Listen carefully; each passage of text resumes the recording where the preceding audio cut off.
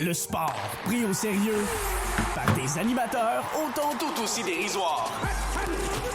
Avec Emilio Constanza. I'm a fun guy. Félix Forget. As here's a drive in a deep left field by Castellanos, it will be a home run. Et Pierre-Olivier Poulain. This man was a bona fide scrub. He can't play. La triple menace. Bienvenue tout le monde à la Triple Menace, cet épisode spécial en collaboration avec Passion MLB pour inaugurer le lancement de la saison régulière de baseball. Je sais qu'on est quand même à la Triple Menace, mais aujourd'hui, on n'est pas juste un trio. On est un alignement partant. On est 5. Là. C'est plus un triangle, c'est un pentagone parce qu'on a le grand plaisir d'être accompagné de Sébastien Berroir et Charles-Alexis Brisebois qui est déjà passé à l'émission malheureusement auparavant. Mais bon, on m'a annoncé à l'oreille qu'il était obligé d'être là aujourd'hui pour parler de baseball. Ça a l'air qu'il connaît bien son affaire. Hey Seb, Charles-Alexis, merci beaucoup d'avoir accepté l'invitation. Comment on se sent? Comment on se sent ce soir? Ben, merci à vous pour l'invitation aussi. Là, on est une quintuple menace. Là. C'est très, très, très dangereux. Écoute, je suis très content d'être ici ce soir avec vous, les gars, pour jaser du début de la saison. Et comme à l'habitude, ben, on peut toujours compter Pop qui, je tiens à dire... J'ai mangé beaucoup de marde cette semaine à cause de toi et de ma grandeur. Tu m'as insulté du fait que j'étais 5 pieds 9. Hey, je veux tout de suite éliminer ça du chemin. Seb, Charles-Alexis, vous autres, grandeur, on est où? Ah non, moi, je vais pas là. 5 et 9. Moi, j'étais à 5 et 8, fait qu'on va surtout pas là. Écoute, je vais te donner un repère. Moi, je me bats plus dans la catégorie de Félix que dans la catégorie de Sébastien. Là. C'est correct, Sébastien. Je sais pas si c'est officiellement 6 pieds 3, mais je vais dire 6 pieds 3. C'est peut-être 2, mais je vais dire 3. Puis là, faut-tu que je m'en aille? C'est ça le cue ou... Non. OK. Mais bon. Puis Félix, bien sûr, comme à l'habitude, Buddy, le bot, intelligence artificielle, le véritable guerrier de Twitter, Félix Forget, qui va être là pour... Et, by the way, Félix, vous le savez très bien maintenant sur l'émission, c'est un fan des Yankees, mais Sébastien aussi. Donc là, on va avoir vraiment comme une équipe de propagande pro-Yankees ce soir. Là. Fait que faut bien attacher sa tuque, là, pour de vrai. Là. L'Empire contre-attaque. L'Empire contre-attaque, pas à peu près. Honnêtement, on est aussi hot que Juan Soto et Aaron Judge ensemble, je pense. Hey, t'as un petit Même peu, shape. là, Même shape. Pareil. Allez, boys, il n'y a pas si longtemps de ça, on a eu des matchs de baseball qui se sont donnés en Corée. Et on a finalement eu un petit aperçu de ces fameux Dodgers de Los Angeles contre les Padres de San Diego. J'aimerais un peu avoir vos avis là-dessus parce que les deux équipes se sont partagées une victoire chacune. Dans le premier match, c'était très, très, très, très calme jusqu'à la fin, essentiellement, où les Dodgers ont explosé pour 4 points en 8e manche. Et après ça, un véritable festival offensif. Où est-ce qu'on se situe par rapport à ça? Puis, Charles-Alexis, Sébastien, je vais vous lancer vraiment le bal en premier. Qu'est-ce qu'on a comme cette impression de ces équipes-là? En fait, l'impression qu'on a de ces équipes-là, c'est tellement pas important parce qu'on a tellement parlé de Shohei Ohtani et de IP durant ces matchs-là. Tu sais, ça a été ça, les joueurs du match. Tu sais, je suis sûr que, je suis pas dans les bureaux de la MLB, mais je suis sûr que sur leur carte de bingo, il n'y avait pas congédier le traducteur parce qu'il y a un scandale de gambling qui explose pendant qu'on est outre-mer. Ça, c'est officiel. Ça fait en sorte que le deuxième match, oui, il a fini comme 15-11. Yamamoto a été horrible sur le monticule en une manche. Ça a été un festival offensif, mais c'est pas ça qu'on retient ultimement à cause de tout ce qui s'est passé alentour de Shohei Ohtani puis de IP. Mais écoute, si on veut vraiment revenir à l'aspect baseball en tant que tel, ça a été intéressant de voir ces équipes-là, de voir finalement Shohei Ohtani sous les couleurs des Dodgers. Il est passé près de la traverser 2 fois. On sait que c'est dur, là, des fois, quand tu vas jouer à l'extérieur, là, dans des gros stades comme ça, là, de la sortir. Il y a des joueurs qui se sont démarqués. Il y en a un petit peu moins. J'ai parlé de Yamamoto qui n'a vraiment pas eu la sortie espérée. Je pense que c'est surtout ça qu'on retient parce qu'on voulait voir ces nouveaux visages-là qui ponctuaient là, la saison morte des Dodgers de Los Angeles. Si il l'a pas sorti du stade, c'est probablement parce qu'il n'avait pas bêté qu'elle allait la sortir du stade. C'est probablement juste ça. mais sinon, on a eu deux. Ça fait 5 minutes, on va déjà avoir des avocats sur notre dos. Sacrement. Mais sinon, on a eu deux excellents matchs, deux matchs complètement différents. Un offensif et plus un match de lanceur. Mais ce qui a attiré mon attention, moi, c'est les Dodgers ont quand même des problèmes. Hein. C'est même si on fait des acquisitions durant la saison morte, on a vu défensivement, c'est atroce. C'est un fromage suisse. L'avant-champ est percé assez souvent. Puis sur la butte, on a vu Yamamoto, ça n'a pas très bien été. Fait que je ne sais pas qui va prendre la pole dans cette rotation-là. Fait que c'est sûr que c'est un petit échantillon, mais c'est ce qu'on a pu observer. Moi, je veux relancer Félix et Pop là-dessus parce que là, on a parlé de Yamamoto. Je sais, la saison fait à peine que commencer, mais on a tellement eu d'attentes de Yamamoto comme étant le meilleur lanceur qui n'est pas en Amérique du Nord. Félix, Pop, je vous regarde vous autres. Est-ce que on s'est peut-être trop emballé à l'idée d'avoir Yamamoto en Amérique du Nord?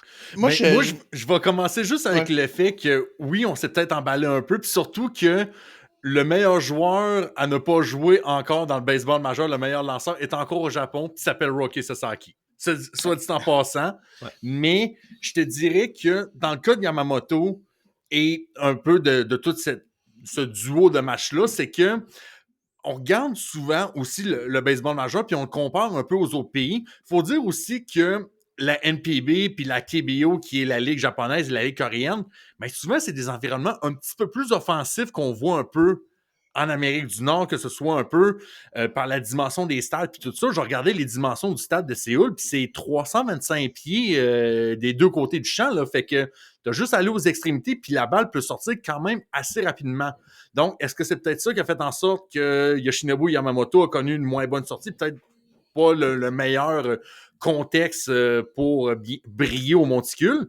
Mais moi, je fais juste dire que si c'était pas Jake Cronenworth qui a une défaillance dans son gant, les Dodgers de Los Angeles sont 0-2 pour débuter la saison. Et ça, personne n'aurait dit ça, là. Non, puis moi, je vais y aller un peu, Sébastien. Tu disais, on ne sait pas quel lanceur va prendre la pole dans cette rotation-là. Pour moi, quand je regardais la saison morte des Dodgers, ça a toujours été mon grand point d'interrogation parce que je trouve que cette rotation-là a comme beaucoup de bons numéro 2 sans avoir un vrai numéro 1 établi. Je suis pas le plus grand fan de Tyler Glasnow en partant, puis Yamamoto, ça reste il a beau être extrêmement prometteur et tout, arrive du Japon, l'adaptation peut être un peu plus longue. Glasnow a été bon, Yamamoto a été très mauvais. Là, il faut trouver... Là, en ce moment, on a peut-être un numéro 1, peut-être un numéro 3. Fait que il faut trouver le numéro 2 parce que ça ne marche pas. Yamamoto a le potentiel de le redevenir et tout, mais c'est pas exactement une sortie encourageante. Puis écoute, on va quand même donner du temps à Yamamoto. Ça reste un départ dans... Le fait en Corée, c'était pas dans les conditions qu'il va avoir. La pression est élevée. Il faut en prendre et en laisser quand même avec ce départ-là de Yamamoto. Mais c'est clairement pas le scénario que les Dodgers espéraient. Dans la même journée que gérer le scandale du traducteur et voir le lanceur que tu viens de payer 325 millions se faire rosser après une manche, c'est pas exactement le 24 heures qui a été le plus fun de la saison morte des Dodgers. Imagine mettre $1 milliard sur une équipe, puis pas avoir des trous dans la rotation, avoir une défensive horrible, puis pas avoir d'arrêt court à 2 semaines du début du camp, de dire comme « Hey, finalement, Mookie Betts, d'habitude, à ton âge, on te sort des positions difficiles, toi, on va te rentrer dedans. » Genre, c'est spécial comme décision, puis je veux pas bâcher ces Yankees parce que vous êtes là, mais tu sais, c'est la même chose qui est arrivé avec Aaron Judge. Tu sais, Aaron Judge et Mookie Betts, sans joke, deux des grosses vedettes du baseball majeur, on leur a dit « Hey, vous allez à une position premium au lieu de sortir de cette position-là. » J'ai hâte de voir ce que ça va donner parce que Mookie Betts à l'arrêt court, c'est vraiment pas un naturel. Je pense qu'il va être bon parce que c'est un athlète, mais à un moment donné, ça se peut qu'il y ait des erreurs qui soient vraiment coûteuses à des gros moments dans le match. Là.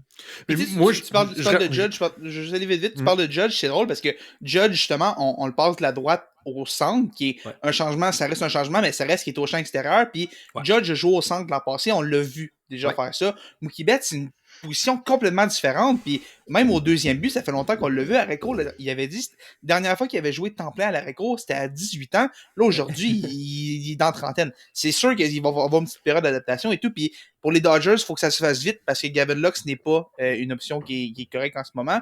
Il va falloir qu'on trouve des solutions vite avec les Dodgers parce qu'en ce moment, ça va coûter des matchs à l'équipe. On l'a vu, tu n'accordes pas 15 points avec une défense. Il faut que tu aies une meilleure défse qui te permet de ne pas accorder 15 points par match à une attaque des Padres qui est bonne. Là. L'attaque des Padres est bonne, mais elle est moins bonne qu'elle était l'an passé. Pop, tu voulais étendre un petit peu sur les propos de Félix? Je voulais juste peut-être illustrer un peu les propos à Félix concernant la rotation des Dodgers. On a un très haut plafond, mais on a un très bas plancher. Exact. Dans le sens que faut que tout s'aligne. Si tout s'aligne, je pense qu'on aura vraiment... Tu sais, on dit un murderer's row, là, des fois, là, pour exprimer un line-up qui est complètement explosif. Ben, je pense que ça va prendre un alignement des planètes pour que tout marche pour les Dodgers. Et ça peut avoir le potentiel de ça.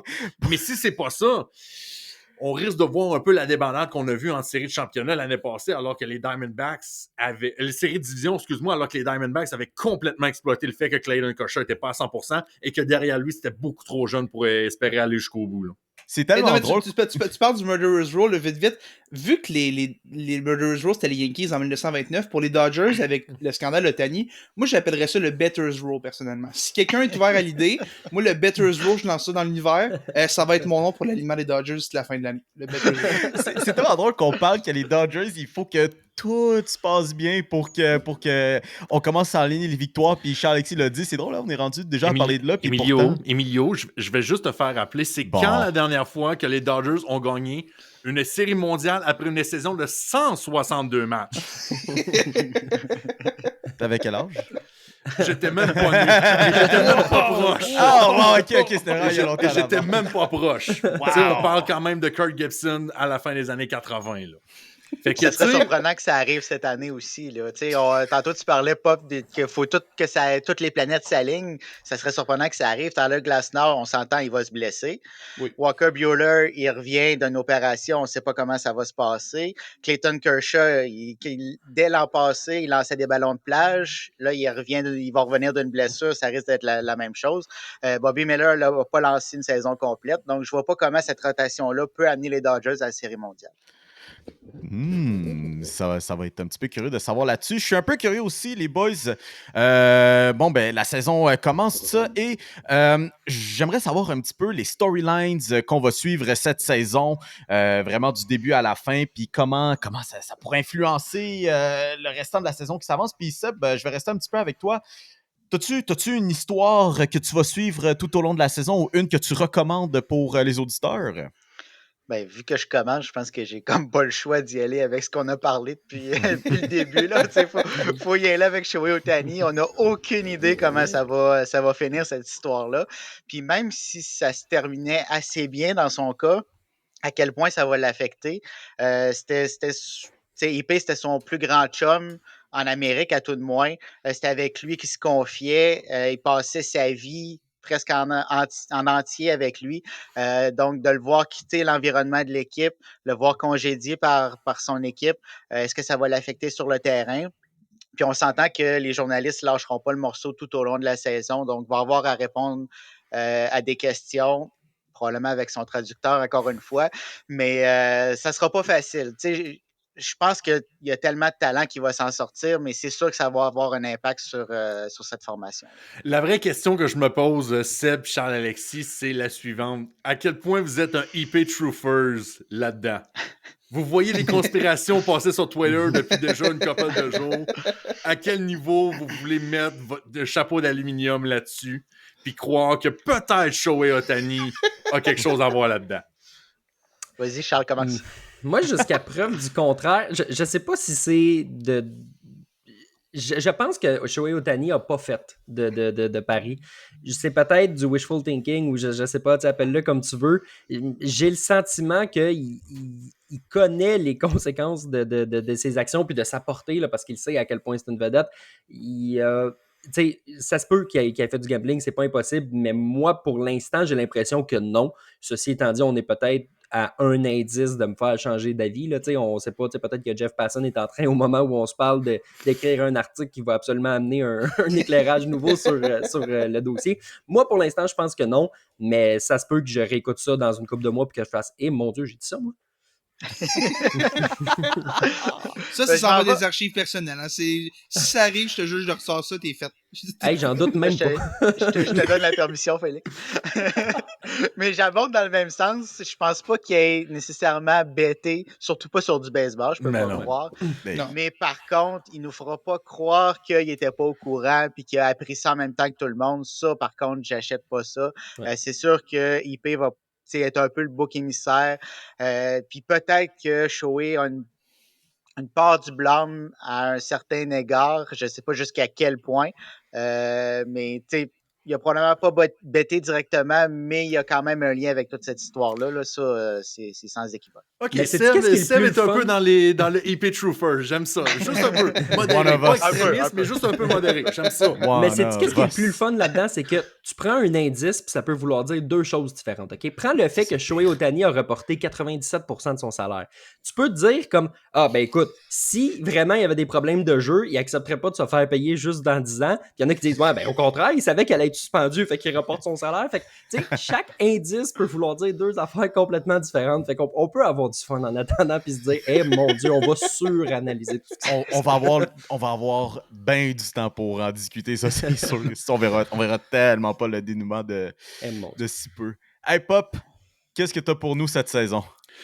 Moi, je vais aller du côté de New York, mais je vais aller du côté de Queens, par exemple, pour suivre un peu, et précisément dans le cas de Pete Alonso. On sait, c'est sa dernière année d'arbitration. L'année prochaine, joueur autonome sans compensation. On sait que les problèmes d'argent des Mets sur le fait qu'on est à côté sur la taxe de luxe. On a juste à voir un peu le contrat de JD Martinez, les pénalités qui sont annoncées juste pour ce contrat-là. Est-ce que dans un scénario où les Mets de New York connaissent un début de saison, mettons, les 70-80 premiers matchs de la saison, on se retrouve avec un dossier de, mettons, 35-45 ou, mettons, même 30-50 dans un scénario où peut-être Pete Alonso ne sera plus un membre des Mets à la fin de la saison. Et si Pete Alonso n'est plus un membre des Mets, moi, je pense que c'est le premier de plusieurs gros dominos qui s'en vient. Est-ce que ça peut toucher un Francisco Lindor? Éventuellement, on ne sait pas. Mais moi, je pense que l'avenir des Mets à court et moyen terme va se jouer d'ici les 3 prochains mois avec Pete Alonso en avant-plan. J'aime la mentalité que tu utilises parce que je suis allé un peu dans le même esprit, là, moi, pour ma prédiction, parce que toi, tu es allé justement, qu'est-ce qu'il pourrait faire jaser durant la saison? Moi, je suis allé un petit peu plus at large, je suis allé directement à la prochaine entre-saison. Ce qui fait toujours le plus jaser, c'est ça va être qui le prochain gros agent libre qui va signer un gros contrat. L'an passé, ça a été Shohei Ohtani. C'était écrit dans le ciel que c'est lui qui allait avoir le plus gros contrat. Cette année, ça va être Juan Soto. Juan Soto Charles, qui arrive commence pour la pas, commence pas, Charles. Commence pas. Commence pas. Je t'ai-tu volé ton storyline? Non, commence pas à me dire que Juan Soto s'en va avec les Mets dans un an. Commence pas ça, Charles. J'ai rien dit encore. Mais je fais juste te dire que l'an prochain... Je te préviens. OK. Moi, je pense que l'an prochain, il va jouer à New York. Je fais juste te dire que je sais pas avec quelle équipe, parce qu'il y a Steve Cohen puis Al Steinbrenner. Les deux vont se faire une énorme lutte. Puis ça, on va suivre ça toute l'année parce qu'on le sait que c'est lui qui va faire le plus d'argent. En même temps, je dis ça, il y a Scott Boras comme agent. Peut-être qu'il va signer 1 an 45 millions avec une option de sortie, puis l'autre année à 50 millions. Fait que moi, avec les Red Sox de Boston. Ouais, moi, j'exclus pas qu'il signe 2,95, mais j'exclus pas non plus qu'il signe 500 millions. On va le savoir à la fin février aussi. C'est surtout ça aussi. Faut même attendre fin mars. Fin mars. On va pousser ça le plus loin possible. Fait que, tu sais, moi, c'est pour ça que ça va être à surveiller. Tu sais, parce que, en tant que gros joueur comme ça qui arrive à New York dans le but assumé d'essayer de gagner la Série mondiale, même si les Yankees n'ont pas le personnel de lanceur pour y arriver, mais ils veulent quand même essayer de gagner. On va chercher un Juan Soto pour protéger Judge puis un peu tout le monde dans l'alignement. Ça va être dévastateur. Je pense qu'il va connaître une énorme saison. Je suis pas de ceux qui lui prédisent un titre de MVP, mais il va certainement avoir des votes là, si tout se passe comme prévu. Mais c'est après ça que la vraie game va se jouer. Puis, tu sais, on parle toujours des deux New York parce que je vois pas qui d'autre peut y offrir un contrat de 500 millions de dollars comme ça. Puis ça va être le fun de voir pour la première fois Cohen et Steinbrenner s'ostiner parce qu'il y a toujours eu du respect depuis que Cohen est arrivé. Il n'a pas fait d'off à Judge, on restait pas d'impact de l'autre. Mais là, quand tu parles d'un gars comme Juan Soto, il n'y en aura plus de respect. Puis les offres, les contre-offres, il va en avoir, en veux-tu, en v'là. Ça va se jouer entre les deux New York. J'ai aucune idée avec laquelle des deux équipes il va signer, mais je pense qu'il est à New York pour y rester. Dieu sait que Cohen est prêt à dépenser de l'argent aussi. Tu penses? Charles-Alexis, je reste avec toi. Qu'est-ce que tu as pour nous? Qu'est-ce que tu nous cooks? Dans les prédictions? Exactement. C'était pas mal ça. C'était pas mal le bout sur Juan Soto. Je faisais du chemin avant même que tu me relances, mon cher. Wow, fantastique. Ce qui fait que... C'est pour ça qu'on devrait pas l'inviter. Là. Non, c'est ça. Il vole le spot à Mio. C'était écœurant quand même. C'est ça. Il m'enlève tout mon sparkle. Félix, je te regarde, éternel fan des Yankees. Est-ce que c'est quelque chose en rapport avec les Yankees? Malheureusement, non. Même pas. Sébastien a déjà bien commencé avec les Dodgers. Moi, tu vois, les Dodgers, ça va évidemment, je pense que tout le monde va surveiller les Dodgers. Je pense pas je pense que tout le monde va regarder ça du coin de l'œil. Mais moi, ce qui va beaucoup m'intéresser, c'est ce qui va se passer en arrière dans cette division-là. Parce qu'on a les Rockies vont être derniers. Ça, mais vous pouvez mettre, je pense, votre hypothèque. Les Rockies vont être derniers. Cette équipe-là est tellement mauvaise qu'il y a. Est-ce que je peux mettre les 700 millions du contrat de Shohei Ohtani là-dessus? On peut Il parier n'y a aucun là-dessus. problème. Ça, c'est ce qui en reste. Écoute, mais tu vois, parce qu'on a les Dodgers qui, consensus général, vont finir premier rang. Les Rockies, consensus général, vont finir dernier rang. 2, 3, 4, là, on va avoir une bataille qui est extrêmement intéressante parce qu'on parle beaucoup de l'Est de l'Américaine ou même de l'Ouest de l'Américaine comme étant deux grosses divisions. Dans l'Ouest de la Nationale, t'as les Diamondbacks qui sont allés en série mondiale l'an passé, qui ont juste ajouté Jordan Montgomery, Eduardo Rodriguez, Eugenio Suarez. On a été chercher du gros renfort en Arizona. Pendant ce temps-là, les Giants qui ont décidé, eux autres aussi, qui étaient tannés d'être mauvais, on va signer Blake Snell, on va signer Matt Chapman, on va signer Young Crowley, on va signer Jorge Soler, on va signer Jordan Hicks et on va chercher Bob Melvin comme gérant. C'est énormément de grosses prises pour les Giants qui étaient tannés d'être un peu dans cette zone grise-là après le noyau de Buster Posey et tout. On voulait comme recréer un nouveau noyau. Et t'as les Padres qui, oui, ont perdu Juan Soto. Mais je regarde le top 4 de la rotation des Padres. Yu Darvish, Joe Musgrove, Dylan Cease, Michael King. Tu peux faire beaucoup pire que ça. Et ça reste qu'on a Fernando Tatis, on a Manny Machado, on a Xander Bogaerts. Ça va être une lutte tellement serrée entre ces trois équipes-là. Puis c'est pas tout le monde qui va pouvoir faire les séries parce qu'on a les Phillies qui vont pousser pour une place en série dans l'Est de la Nationale. Ça va être une lutte qui va durer toute l'année entre ces trois équipes-là. Et j'ai vraiment hâte de voir qui va réussir à tirer son épingle du jeu. Je vous garde un peu le suspense pour ma prédiction de qui va être un peu laissé de côté, mais je pense qu'au moins 2 de ces équipes-là vont faire les séries, en plus des Dodgers, donc 3 équipes de cette division-là qu'on va voir en série cette année. Très, très beau de ce que tu nous amènes là. Hey, moi, je suis très déçu parce que là, je me suis dit, j'anime, je vais mettre en dernier dans cet ordre-là de discussion. J'avais aussi les Dodgers, les boys. Je me suis dit, c'est comme du repêchage là. Moi, je pensais que j'allais avoir le bon choix de jaser des Dodgers. Je me suis dit, c'est impossible que 4 personnes qui jasent avant moi parlent de la saga Ohtani Mizuhara, puis à quel point ça peut affecter la saison des Dodgers. Je pense que j'ai rien rajouté là-dessus. Non, mais pour vous donner une idée, au dernier repêchage, Nio pensait que Connor Bedard allait être disponible au 5e rang pour le Canadien. Il est encore convaincu qu'on leur... Non, mais j'imagine... Écoute, si je me fie à ton raisonnement... Non, mais tu vois, je me fie à ce raisonnement-là, tu vas être convaincu que Bedard allait être disponible au 5e. Je suis pas mal sûr que j'ai pas dit ça. Je pense que je suis prêt à bêter 4 500 000 que j'ai pas dit ça. Il a fait ça en versement de 500 000 $? Je connais un gars qui peut t'aider si t'as besoin de mettre cet argent-là. Ben du temps de libre ces temps-ci, il y avait une job de traducteur, il vient de perdre sa job. Il y a tout le temps du monde, là, si tu veux. Je vais te mettre en contact avec. Mais tu fais juste imaginer son remplaçant, genre, il arrive là, puis il est genre, je remplace un gars qui est dans un plein scandale. Moi, je suis comme, c'est pas un gars à l'emploi des Dodgers, compris? Oh, ben je sais pas s'il est ouais. Mais je fais juste imaginer lui qui prend la place, il est genre, shit, ok. Faut juste pas qu'il bête. Faut juste pas qu'il bête. Sa job, c'est de traduire, c'est ça. Moi, j'ai le imagine sentiment... dans 3 mois après que Lucy s'est fait bosser pour du gambling. Moi, j'ai le sentiment que mes parents sont pas séparés, fait que je peux pas relate à ça, mais comme si, mettons, t'as une mauvaise expérience avec un beau-père, puis là, il y a un autre beau-père qui arrive, puis tout de suite, tu fais comme, non, je m'attacherai pas à lui parce que je veux pas me faire mal. Moi, j'ai l'impression que le traducteur arrive, puis qu'Ohtani, il est comme, hey, toi, puis moi, on deviendra tellement pas amis, là. Je vais faciliter ta job, je parlerai même pas. Ça ferait de la peine à Ohtani, ça, de plus jamais parler aux médias. Non, c'est Ohtani qui parle plus. Il reste muet, genre toute la saison, il dit rien. C'est pas ça, c'est pas déjà ça qu'il fait? T'as un point. Hey, ses anciens coéquipiers des Angels, il y en a qui ont appris qu'il y avait une blonde quand il a annoncé son mariage. Là. Je veux dire, c'est un gars discret, là. Discret? Qu'est-ce que je veux dire, ça? Je sais pas. Parmi tout ce petit potluck-là, il y a quand même qu'il y a quand même des petites équipes qui pourraient surprendre, peut-être des petites équipes qui pourraient même décevoir.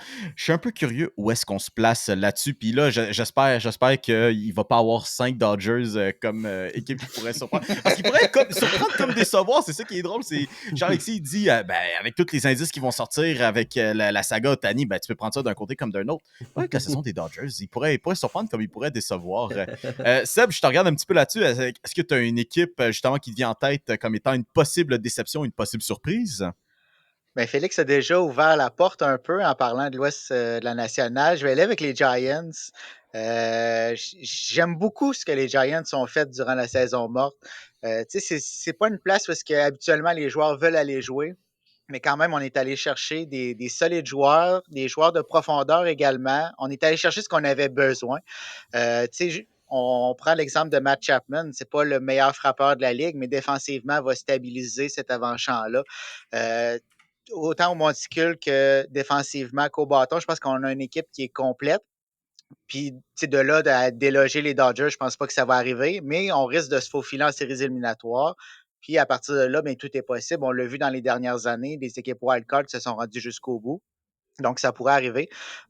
Donc, pour moi, cette équipe-là pourrait surprendre. Je ne dis pas qu'on s'attend à rien d'eux, mais on ne s'attend pas nécessairement à ce qu'ils se rendent jusqu'en série mondiale. Je ne dis pas que c'est ça qui va arriver, mais avec un club comme ça, il risque de surprendre. J'aime que tu gardes une certaine distanciation avec ta prédiction. Tu sais quoi? Je l'aurais dit si ça arrive, mais je l'aurais pas dit si ça arrive pas. Je vais l'avoir dit quand même. Mais Mignon, n'est-ce pas le but de tout commentateur sportif dans la vie? 2 thumbs up, c'est ce que j'ai à te donner pour toi, Pop. Toi, Pop, c'est qui ton équipe de choix pour cette saison? Écoute, moi, je vais un peu combiner un peu le concept de surprendre et non en même temps et dire qu'on va avoir une équipe qui va surprendre à quel point ils sont mauvais. Ça va être les White Sox de Chicago. Les White Sox de Chicago qui, l'année passée, alors on était comme au bord du précipice de leur cycle, de voir ça allait passer au cassé, on n'a absolument rien fait il y a à peu près 1 an. Et là, l'année dernière, à la grande surprise de personne, l'équipe s'est complètement effondrée. Et là, on est en train de tout détruire ce que ce cycle a pris. Ça a pris des années de construction et on est en train de faire table rase. Et là, on vient d'échanger un gars comme Dylan Cease. Louis Robert, là, d'après moi, là, ça fera pas très long feu à Chicago. D'après moi, ses bagages sont déjà faits parce que c'est certain qu'il va partir cet été. Je dirais pas que ça va être aussi pire que les Aces d'Oakland en 2023, mais ça ne sera pas très loin de ça. Puis même, je te dirais même que les Aces d'Oakland vont finir avec un meilleur dossier que les White Sox de Chicago cette année. Wow. Et ça, c'est pas peu dire. Et ça, c'est pas peu dire. Non, mais écoute, parce que je te relance un peu là-dessus, j'ai vraiment un blanc sur qui fait ça. C'est un journaliste de The Athletic qui, depuis 2-3 ans, fait un jeu avec des intervenants dans le monde du baseball, des exécutifs et tout. C'est le jeu, je pense, c'est nomme-moi 5 joueurs des A's. Oui. Et sérieusement, les dirigeants ne sont pas capables de nommer 5 joueurs des A's. Pop, je veux que tu me nommes 5 joueurs des A's là tout de suite. OK. Paul Blackburn, Zach Galloff, Brent Rooker, Tyler Soderstrom et Sergio Romo ne joue plus là, mais... Yoenis Cespedes non plus. Yoenis Cespedes non plus. La fierté de Longueuil. Et JP Fire Raisin. Fire Raisin n'est pas avec les Dodgers, c'est JP Sears qui est là. Ah, OK. Ben, JP Sears... 4,5 pour Pop. Mais 4,5, tu sais quoi, c'est mieux que ben du monde. J'accepte la Merci. Moi, t'as pas nommé Abraham Taureau, je suis déçu. Ouais, c'est ça. Ah, c'est vrai? C'est vrai. Mais il n'a pas encore fait le club officiellement. C'est vrai. On va y laisser le bénéfice du doute. Voilà. Ça aurait été aussi un 4,5 s'il y avait ouais, c'est ça. En parlant de 4,5, s'il y en a qui se trouvent un appartement. Ouais, mais il faut-tu qu'ils se trouvent un appartement à Oakland ou à Las Vegas? Ah, mon Dieu, c'est pas Oakland. Puis pas à San Francisco non plus, hein, parce qu'apparemment, c'est pas une belle ville, là, selon tous ceux qui n'ont pas signé là-bas. Moi, de mon côté, les boys, j'ai les Mets de New York comme équipe qui va surprendre négativement. Je sais qu'il n'y a pas beaucoup d'attentes, mais je suis un peu dans le même esprit. Je suis déçu que tu m'aies volé la phrase parce que comment tu veux que je passe après ton envolée sur les White Sox? Là, je trouve ça chiant. Je conteste l'ordre de passage. Mais pour vrai, les Mets, on sait qu'ils prennent un pas de recul en 2024 pour remonter, mais on dirait que ils ont effectué des signatures. Puis là, avec la signature de JD Martinez, il y en a qui disent ah, coudonc, c'est un club qui peut se faufiler en série. Je vous arrête tout de suite. Non, c'est pas un club qui peut se faufiler en série. Félix, tu parlais du fait qu'il allait peut-être avoir 3 équipes dans l'Ouest qui vont se faufiler en série. Peut-être que ce sera 2, peut-être que ce sera 3, mais le point, c'est qu'il y aura de la compétition là. Il y aura de la compétition avec les Braves et les Phillies qui sont à peu près assurés de faire les séries dans leur propre division. Ça va être tough se qualifier pour les séries. Ça va prendre des bonnes équipes et les Mets n'en sont pas une. Il y a beaucoup de trous, surtout sur le monticule. En relève, c'est pas écœurant. On ne sait pas comment Diaz va revenir. Je pense qu'il va finir par prendre son air d'aller, mais ça se peut que ce soit long au début. Il n'a pas lancé depuis la Classique mondiale l'an passé. Donc, ça va être dur à ce niveau-là. Offensivement, je pense qu'il va manquer de profondeur éventuellement. Je pense que les Mets sont à une blessure, que leur saison parte sur le mauvais bord, puis qu'on finisse par échanger Pete Alonso à date limite. Donc, j'ai Ou c'est vraiment, peut-être vraiment Pete Alonso qui va se blesser. Peut-être. Ça, ce serait vraiment un mauvais scénario parce que, 1, perdrait la production, puis 2, la chance de l'échanger. Là, ça serait vraiment horrible. Mais écoute, j'ai aucune attente positive envers les Mets. Je pense qu'ils vont finir par remonter, mais ce sera vraiment pas cette année. 2026. Éventuellement. Pas avant. 2026, mais sans Juan Soto, hein, juste pour qu'on soit clair, sans Juan Soto. J'ai tellement hâte qu'on ramène ça dans 1 an que Juan Soto est un New York Met. Il va faire partie des bad guys, c'est correct. Je vais juste pour... Raison de plus pour rire de Félix, right? Non. Juan Soto va signer avec les Mets, mais on va trouver un moyen que les Blue Jays soient dans la course jusqu'à la toute fin. Yes! Il va avoir... on va avoir un avion qui va arriver de la République dominicaine. J'ai tellement hâte de suivre cet avion-là une journée de temps au complet, même. Ce vendredi, où ce que tout le monde pensait sur Twitter que Shohei Ohtani allait signer à Toronto, d'après moi, dans le livre d'histoire du baseball majeur, il va y avoir un chapitre là-dessus. Je suis sûr. On se demandait qu'est-ce qui s'était passé quand Michael Brantley avait presque signé à Toronto. Dossier aux oubliettes. J'avais totalement oublié ça. Qu'est-ce qui se passe avec Toronto et les presque signatures? Et tu sais qui c'est Kikuchi avait un restaurant de sushi au complet à 50 personnes attendaient ça. Écoute, complètement.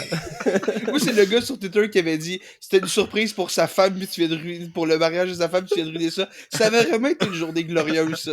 Ouais. Tout était drôle, tout était le piège. C'est le bout parce que tout le monde réalise que fuck, man, c'était pas Shohei dans l'avion. Ça a été le wow. Le monde me demandait dans les semaines d'avant, genre, tu penses-tu vraiment que Toronto a des chances? Puis moi, j'ai toujours répondu, ça va être les Dodgers jusqu'à preuve du contraire. Puis quand j'ai vu l'avion, j'ai dit, c'est pas mal la preuve du contraire. Puis quand j'ai vu le gars qui est sorti de l'avion, j'ai dit, je vais revenir à ce que je disais depuis des semaines. Ceci n'est pas Shohei Ohtani. Non, c'est ça. Je peux vous le confirmer. Félix?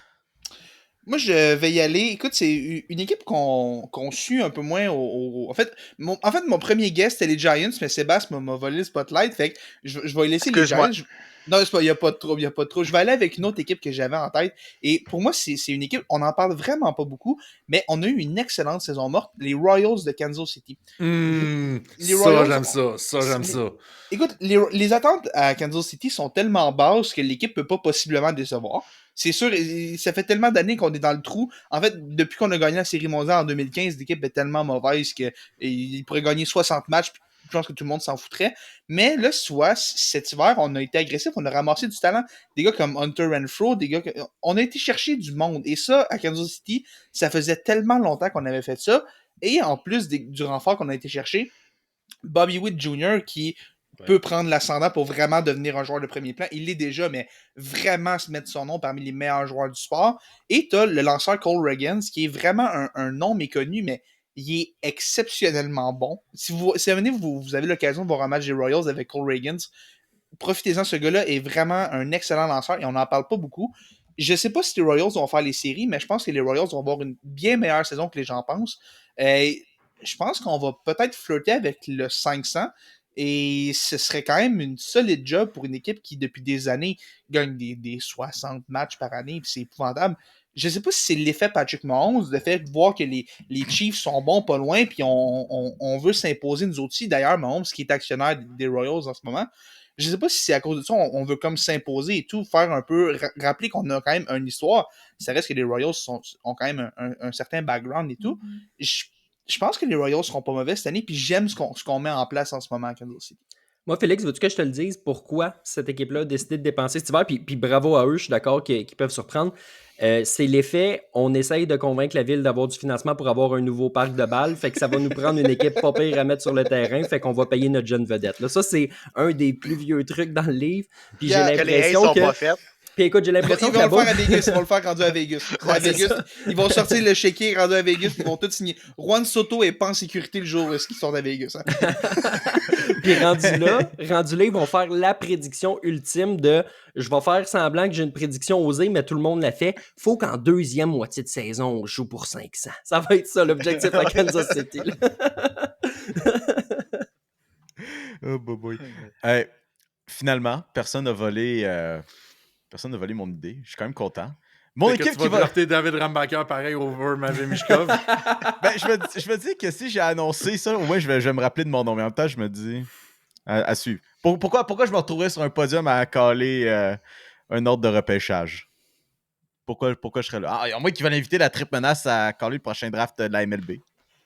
Ah, ça serait le fun, ça va remplacer Rob Manfred, que je suis capable de voir. À chaque émission, on est capable d'amener une idée tellement pas rapport. on a décidé, là, on a décidé de quoi? De financer comme une nouvelle ligue de genre de street football, une idée de financer un Popeyes à Boisbriand, décider de... C'est spécifique. Pour y acheter les lions.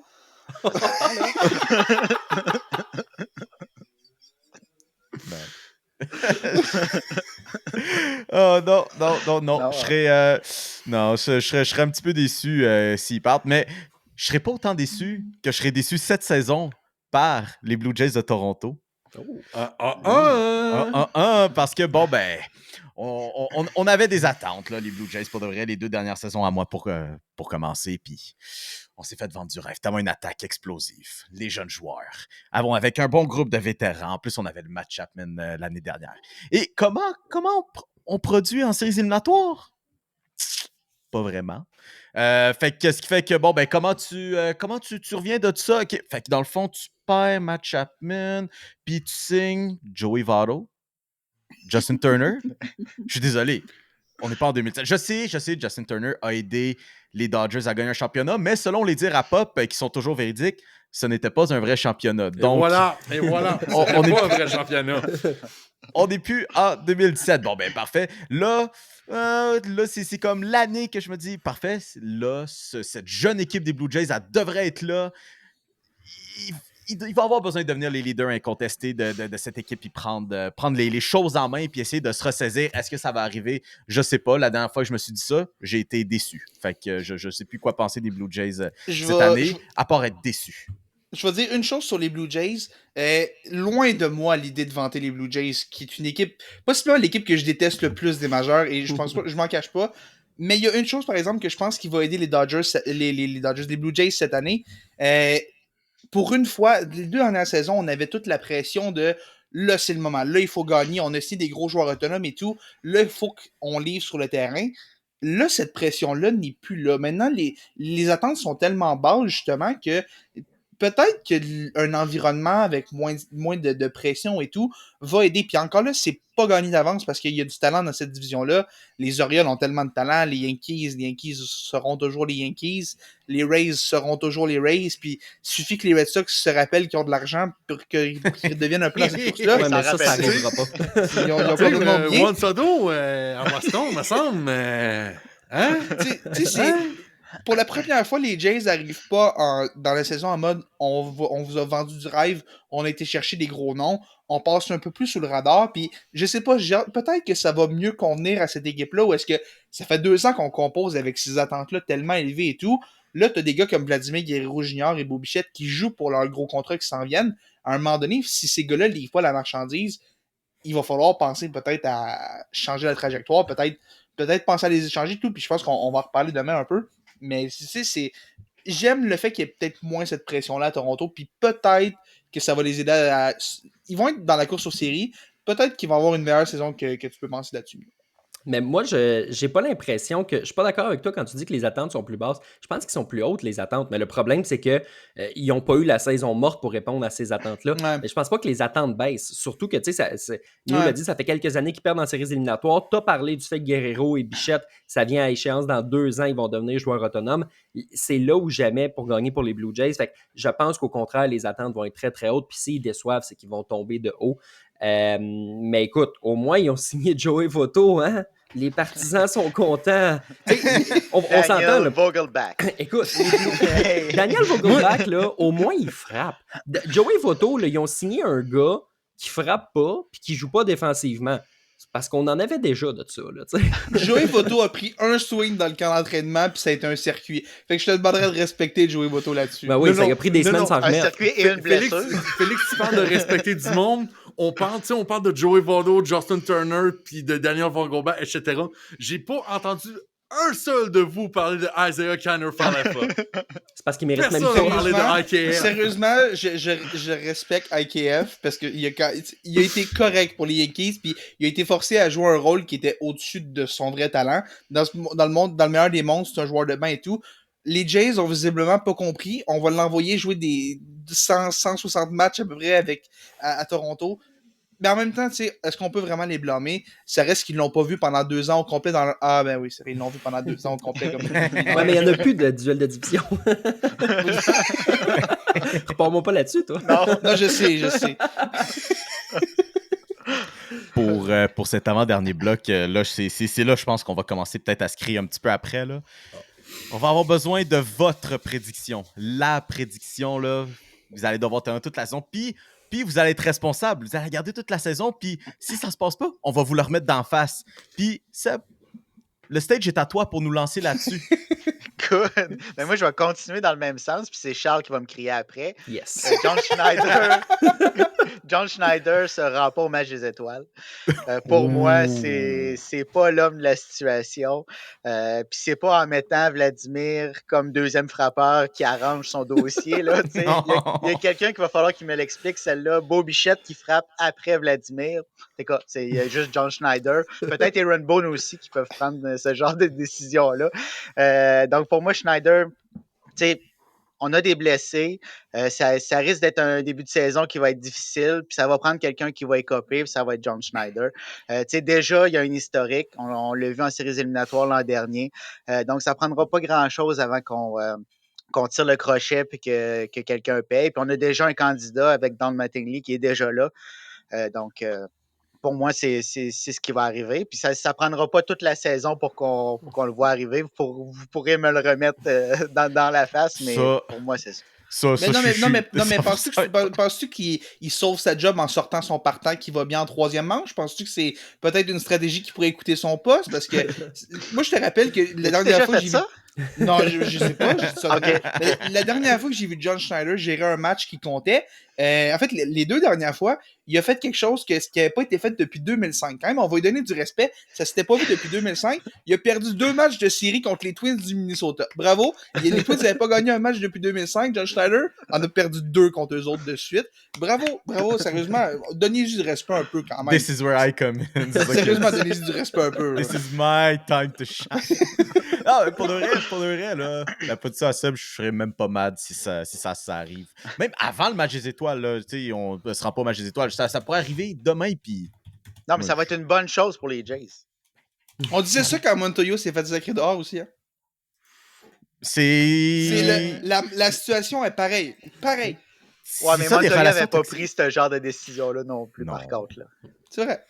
C'est ça des relations toxiques, Félix. Tu t'attends du changement, mais t'es déçu à chaque fois. Non, mais moi, tant que Mattingly rase ses favoris, comme Mr. Burns n'arrête pas de dire depuis 30 ans, là, ça va falloir que ça se fasse à un moment donné qu'il rase ses hosties de favoris Mattingly. Ils sont rasés. Au camp, il y avait la grosse barbe, mais pas de favoris. C'est beaucoup mieux. Oui. Oui, à cause de la joke, justement. C'est un Yankee. Moi, je l'ai vu comme Yankee, OK? Puis les Yankees, on garde la barbe clean. Ben, tu vois bien qu'il s'en fout des Yankees. Lou Lamoriello. Félix, t'es legit un Lou Lamoriello truther. Ouais, mais c'est juste parce qu'il est pas capable de se faire pousser la barbe. C'est pas capable. Il est juste jaloux. Ça va le manque de respect? Je pensais qu'on restait dans les arguments baseball. Là, ça Ah, devient je sais pas, personnel. ça Il peut est L'intimidation. Vous souvenez-vous quand Lou Lamoriello est arrivé comme DG des Maple Leafs, puis il a dit de toute façon, ils sont tous trop jeunes pour se faire pousser la barbe, fait que ça sera pas un problème. C'est un peu ça, Félix. C'est Félix, voilà pourquoi. Pop, c'est quoi ta prédiction pour nous autres? C'est pas ma prédiction pour le MVP, mais je serais pas surpris que ça arrive et ça, je veux que ce soit un peu ma prédiction. Tiens-le. Sois confiant en Oui. ton choix. Mais je suis confiant que ça peut arriver si, et vous allez voir que le si ne sera pas compliqué à identifier. Moi, je crois que Mike Trout peut remporter un 4e MVP cette année. Mike Trout peut revenir Mike Trout et je suis assez confiant que Mike Trout va avoir des meilleures stats offensives que Shohei Ohtani, même s'il n'a plus la protection qu'il avait depuis quelques années. Moi, je pense que Mike Trout, s'il revient en santé, on voit beaucoup de slander à son endroit que ce gars-là est fini, que ce gars-là n'est pas capable de rester en santé puis qu'il est juste overrated, puis on commence à avoir un peu ce discours-là avec Mike Trout, avec le fait qu'il n'est pas souvent sur le terrain. Mais donnez-moi une saison complète, là, puis je peux quasiment vous garantir que Mike Trout peut être un top 5, puis ou au moins, au minimum, un top 3 MVP dans l'américaine. À quoi est-ce que tu t'attends au niveau statistique pour considérer ça? Mike Trout, ce qui est plate un peu avec tout son historique de blessures, c'est qu'il ne vole plus de buts comme avant. Ça, c'est déjà ça. Mais tu sais, frapper 2,90, 300, 310, avec peut-être 30-35 doubles, puis autant de circuits, peut-être un OPS au 950 000 à peu près. En santé, je pense que c'est quelque chose qui peut se faire. Et si Mike Trout peut réussir à amener les Angels juste en vie, juste dans la course aux séries, peut-être au mois d'août, peut-être même au mois de septembre. C'est peut-être à considérer la valeur de ce gars-là maintenant qu'il va avoir le narratif de Shohei Ohtani n'est plus avec les Angels. Puis tu sais, veux-tu que je te dise de quoi par rapport à ça? Moi, je pense que quelque chose qui pourrait l'aider, puis c'est un aspect qu'on parle pas nécessairement beaucoup. Avec Shohei Ohtani qui est parti, oui, ça y enlève de la protection, mais ça ouvre le poste de frappeur de choix. Ouais. Puis ça fait quand même peut-être un 2, 3, 4 ans, peu importe le nombre d'années que tu me diras que, normalement, si Ohtani n'avait pas été là, Trout il aurait eu ses répétitions comme frappeur de choix, puis probablement que ça l'aurait aidé au niveau santé. J'ai l'impression qu'à cause de ça, tantôt on parlait justement là, de Judge puis de Mookie Betts qui prennent une position plus difficile. Trout, ça fait une couple d'années qu'on parle justement de peut-être l'amener dans droite. Je pense que le fait de libérer le poste de frappeur de choix, ça peut l'aider à rester au centre, à rester dans l'alignement un petit peu plus régulièrement, être un peu plus frais, parce qu'être frappeur de choix, c'est quasiment comme un demi-congé. Tu n'as pas à jouer défensivement. Donc, je pense que ça peut faire une différence. Je n'irai pas jusqu'à dire la même chose pour Anthony Rendon, mais je pense que lui aussi pourrait avoir des niveaux comme DH. Moi, je vais juste rebondir. Tu dis Trout, s'il peut rester en santé et tout. Je pense aussi que Trout a encore le talent, encore le bâton pour avoir une grosse saison comme ça, potentiel. Tu sais, candidat au MVP, peut-être pas potentiel, mais au moins recevoir des votes. Au moins recevoir des votes pour au moins commencer. avoir des votes et tout. Le seul problème, c'est que la phrase « si Mike Trout demeure en santé », ça commence vraiment à sonner comme « si Giancarlo Stanton reste en santé et si Tyler Glasnow reste en santé ». Je vais le croire quand je vais le voir, mais j'ai besoin de le voir. L'année passée, c'était la première fois que Mike Trout a eu une saison ordinaire au bâton, puis une saison ordinaire de Mike Trout reste une saison exceptionnelle pour n'importe quel frappeur, là. Mais je sais pas, j'ai l'impression que c'est souvent des blessures au dos, ça revient, ça, quand le dos lâche, ça lâche pas mal après, puis j'espère que Mike Trout va être capable de rebondir, puis en effet, le fait qu'il puisse être frappeur désigné, ça va l'aider, mais j'ai besoin de le voir pour y croire à ce que Mike Trout soit en santé pour une saison. Il y a beaucoup de sentiments de « je veux revoir Mike Trout ». Oui. Neutraliser ses haters un peu, là. On sent que Oui. Tu sais, Shohei Ohtani était devenu le choix populaire avec les Angels, puis on dirait que ça a comme diabolisé un peu Mike Trout, surtout avec ses blessures. C'est peut-être moi qui souhaite un peu trop qu'il leur fasse mal paraître, mais en tout cas, je vais espérer que Mike Trout revienne comme on l'a connu là, jusqu'en 2018, avant que ses blessures commencent à être récurrentes. Mais s'il met les statistiques que tu as dit, Pop, c'est sûr qu'il y a plus de mérite que la plupart des joueurs dans l'américaine. Là. Les Aaron Judge, Juan Soto, Alex Bregman, José Altuve, ils sont tous protégés dans leur alignement. Lui, il n'a aucune protection. Là. C'est pas Rendon qui va le protéger. Là. Donc, s'il met ces statistiques-là au tableau, mais là, c'est sûr que ça a une valeur plus élevée que certains autres joueurs qui vont aspirer à ce titre-là. Définitivement. Charles-Alexis, qu'est-ce que tu as pour nous? Moi, ma prédiction osée, ma prise chaude, peu importe comment tu voudras bien traduire le bold prediction, concerne, Non, ça se fait pas. con- Sa concerne aussi... prédiction grasse. Voilà. Ça, Ton take chaud. ça concerne aussi Mike Trout, mais c'est pas dans le même esprit. Fait que quand t'as dit Mike Trout, j'ai retenu mon souffle un petit peu. On s'est pas parlé, soit 100%, moi puis Charles-Alexis, on s'est pas parlé Non. avant l'édition. Vous parlez jamais. Non, on veut pas se parler. Oui, c'est vrai. Mais moi, c'est 4 mots. Je vais vous les dire. Vous allez faire le saut, puis je vais m'expliquer. Fait que moi, ça s'appelle Mike Trout va crier. Fait que-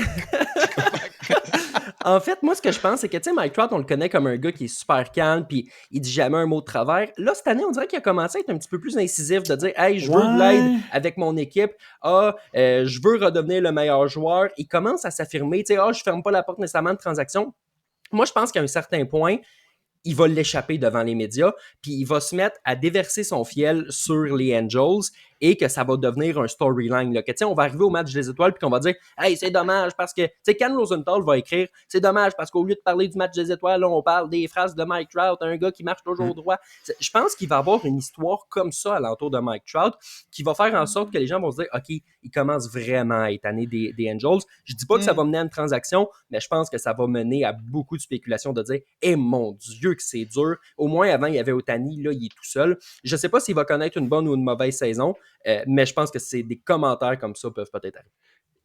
T'es en train de me dire qu'on risque de voir un peu peut-être le Aaron Rodgers treatment un peu, là. Tu sais, moi, je le vois de même. Tu sais, nonobstant de ses takes sur les vaccins et tout ça, mais il y a quelques années, avant la pandémie, 2018-2019, on commençait à voir Aaron Rodgers qui commençait à critiquer son équipe, critiquer ses coéquipiers. Je n'ai pas assez d'aide au niveau de mes receveurs. Il y a des parallèles à tracer avec ça, puis j'aime l'angle que t'amènes, Charles-Alex. Et si tu vas avec Aaron Rodgers, là, Pop, ça a du sens que tu mettes Mike Trout MVP. T'as osé dire sur ce programme. T'as osé dire sur ce programme qu'Aaron Rodgers allait gagner MVP. J'ai dû me lever. Je suis tombé à genoux dans mon Walmart quand tu m'as dit ça. Emilio Costanza, je tiens encore à rappeler que c'était juste pour rendre ça le plus scandaleux possible, que c'était juste pour du spectacle. Là, ceci étant dit, les boys, là, si on fait des parallèles, ça veut-tu dire que Trout va arriver genre au Memorial Day avec un drapeau des États-Unis puis qu'il va se blesser? Après avoir signé avec les Yankees. Après avoir signé avec les Yankees, parce qu'il faut une équipe new-yorkaise dans le portrait. Ouais, t'as raison. Les Mets. Ouais, Ça serait très Mets. Ça serait très Mets. Je suis à l'accord, Serge, là. Laisse-moi ce tour, je leur donne Trout. Il n'y a aucun problème avec ça. Puis s'ils ont les deux. Si on les deux, il va falloir qu'on Ça ait va des pleurer. sérieuses discussions avec les Yankees. D'après moi, le prix des billets va augmenter un petit peu, d'après moi. Le monde, ils vont se rendre à Queens, man. Mais on s'entend, les gars, que si Mike Trout est échangé, là, c'est au Phillies. Là. Oui, ça, je le crois depuis le début, ça. Ah ouais? Comment ça? Ouais. Parce Un qu'il gars il vient de là, ben pas de Philadelphie, mais tu Mais sais, il du vient New du Jersey, New Jersey. c'est juste à côté. On sait deux choses de ce gars-là. Hein. Il aime la météo puis les Eagles. C'est les deux seules choses qu'on sait. Il aime beaucoup trop Philadelphie. Je pense qu'il est destiné à aller là. Puis tu sais, il y a une clause de non-échange complète là, parce que ça fait au-dessus de 10 ans qu'il est dans la Ligue, 5 ans avec les Angels. Fait que, par la force des choses, il y a une clause de non-échange complète. Je pense pas qu'il allait pour aller n'importe où. Moi, j'ai l'impression là, qu'il tordrait pas. S'il demande une transaction, j'ai l'impression que ça va être au Phillies. Puis ça tombe bien parce que je te dis pas qu'ils ont un trou nécessairement au Champ-Centre, mais ils ont des stars un peu partout, mais pas au Champ-Centre. Fait que je pense qu'il y a un fit potentiellement avec les Phillies. Puis si t'es Philadelphie puis tu te dis, hey, on peut réunir Harper puis Trout, moi, je pense qu'ils le font. La boucle qui se boucle avec 2012, quand c'était qui les deux gros superstars sont arrivés dans le show? Mike Trout, Bryce Harper. Exactement. Mais tu dis qu'il n'accepterait pas un échange partout. Penses-tu qu'il en accepterait un avec les Aces d'Oakland, maintenant? Ah, je pense que oui, c'est une belle ville, Vegas. Il va adorer aller à Vegas.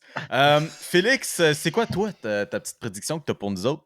Moi, tu vois, j'en ai brillant. Charles ne sait pas où est-ce que je m'en vais avec ça, mais j'y ai donné un petit teaser de ça, il y a peut-être une dizaine de jours, OK? Puis, moi, tu vois, quand j'ai fait ma prédiction, ça fait à peu près 2 semaines de ça.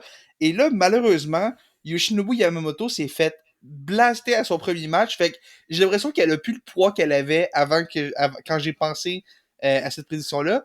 Mais ma prédiction, c'est que Yoshinobu Yamamoto ne sera même pas le meilleur lanceur recru japonais dans les majeurs cette année. Ça va être Shota Imanaga avec les Cubs de Chicago. Shota Imanaga, qui est un gars de 30 ans, peut-être un peu moins connu, passé sous le radar un peu, mais au camp d'entraînement, Shota Imanaga a été dominant. En 12 manches et 2 tiers, 25 strikeouts, ce qui est vraiment, vraiment impressionnant. Et ce qu'on remarque aussi avec ce gars-là, la rapide est vraiment mauvaise, mais les balles à effet sont incroyables. Et ce gars-là a un contrôle de la zone des prises qui est vraiment, vraiment impressionnant. Pendant ce temps-là, Yamamoto, je pense que ce qui va peut-être se passer avec lui, Yamamoto est un meilleur lanceur qu'Imanaga. Je pense qu'il n'y a pas vraiment de débat là-dessus. La situation est différente, par exemple. Imanaga arrive dans une rotation des Cubs où est-ce qu'il y a du monde en avant de lui, qui n'a pas besoin d'être le gars. On l'a signé pour être un 3e, 4e partant. Yamamoto, on l'a signé, c'est le plus gros contrat qui est d'un lanceur actuellement dans les majeurs, si on exclut Ohtani, qui n'est pas exactement un lanceur à temps plein. Yamamoto va avoir la pression d'être un gros morceau au sein des Dodgers, qui sont considérés comme l'équipe pour laquelle il y a le plus d'attentes et tout. Je pense que cette pression-là va peut-être l'affecter un peu. Puis, comme je disais, il est beaucoup trop tôt pour tirer des grosses conclusions du premier match, mais c'était des signes quand même que peut-être que c'est une période d'adaptation à prévoir et tout. Puis Imanaga n'a pas l'air d'avoir ça pour le moment. J'ai plus confiance qu'Imanaga est dans une meilleure situation pour contrôler ça un peu. Et je pense que le lanceur des Cubs va avoir une meilleure saison que celui des Dodgers. Puis c'est pas juste le premier match, c'est les matchs du camp d'entraînement aussi contre des frappeurs ordinaires. Ouais. Puis là, il y avait de la difficulté. C'est pas facile de prendre son rythme. Fait que c'est pas faux. Ça peut arriver. Puis encore là, c'est rien contre Yamamoto parce que je pense qu'il va être très bon. Je pense que les Dodgers vont avoir un excellent lanceur pendant de longues années. Mais cette saison, j'ai quelques doutes sur Yamamoto et j'ai hâte de voir ce qu'il va être capable de faire cette saison. Je pense que peut-être les années 2 à peu importe combien d'années il va faire avec les Dodgers dans son contrat, avec les options de sortie, je pense que c'est peut-être à partir de là qu'il va prendre son envol. Mais cette saison, j'ai quelques doutes sur Yamamoto, qui je pense que peut-être que ça va être un peu trop de pression pour lui en arrivant du Japon. J'aime ce que tu dis, Félix. Je te regarde, Seb, je te regarde aussi, parce que moi, ma prédiction, elle vous concerne. C'est concernant les Yankees. Je me suis dit, je vais lancer un petit peu mes fleurs. Je regarde un petit peu l'alignement. Je me dis, tu sais quoi? Les Yankees, pour moi, vont avoir la meilleure attaque dans les ligues majeures cette saison et menée par le duo Juan Soto et Aaron Judge qui frapperont pour un total de 100 coups de circuit. Oh! Moi, tu vois, j'aime ça. Okay. J'aime ça, j'achète. Si ça arrive, je vais être super content. J'ai aucun problème avec ça. OK. Mio, OK. Mettons si, dans un scénario sans circuit, la proportion est combien pour Judge? La proportion est combien pour Soto, d'après toi? Est-ce que c'est un 50-50? C'est-tu un 55-45? C'est-tu même un 60-40 pour quelqu'un? Moi, je suis pop. Tu sais, moi, j'étudie à l'UQAM. C'est 50-50. Oh! Hey! Excusez-la, pardon. Pas de favoritisme, c'est un 50-50 absolu. OK. Écoute, j'aime ça, puis je pense qu'on est... Écoute, sans circuit, je pense que c'est possible. La meilleure attaque de la Ligue, par exemple, c'est... Soto-Judge, c'est tellement un bon duo, mais il y a trop de points d'interrogation en Félix va juste le prendre. Non, écoute, comme j'ai dit, j'aimerais ça. Mais, tu sais, Giancarlo Stanton, combien de matchs il va jouer, surtout à quel niveau il va les jouer? Selon Anthony Brian Rizzo, Cashman, il n'en jouera pas 162. Est-ce qu'Anthony Rizzo va être capable d'avoir une saison complète où il va être bon? Est-ce que DJ LeMahieu va revenir rapidement? Là, on dit 10 jours. Vous connaissez les Yankees. 10 jours, ça veut dire au moins un mois. Fait que moi, dans combien de temps on va revoir LeMahieu? Tu sais, il y a comme trop de points d'interrogation dans cet alignement-là. Puis je regarde, par exemple, mettons, les Phillies ou les Braves. Je pense juste à ces équipes-là. Ou même les Dodgers qui ont Mookie Betts, Freddie Freeman, Shohei Ohtani. C'est pas piqué des verres non plus. Et là, t'as ça, je pense qu'il y a des équipes qui ont peut-être moins de points d'interrogation, qui ont moins de questions entourant certains gars de l'alignement. Mais écoute, si les Yankees ont la meilleure attaque de la Ligue, moi, je chiale pas. Je le prends. Puis Puis ça va vraiment forcer Brian Cashman à signer Juan Soto stade. Je pense qu'il va avoir la meilleure attaque de la Ligue américaine. Ça, je le vois. Fair enough. Ouais, moi, je pense qu'il va avoir la meilleure attaque de New York. Tu vois, t'as pas demandé ton opinion. Oh, wow, je c'est moi me rappelle aujourd'hui, pas.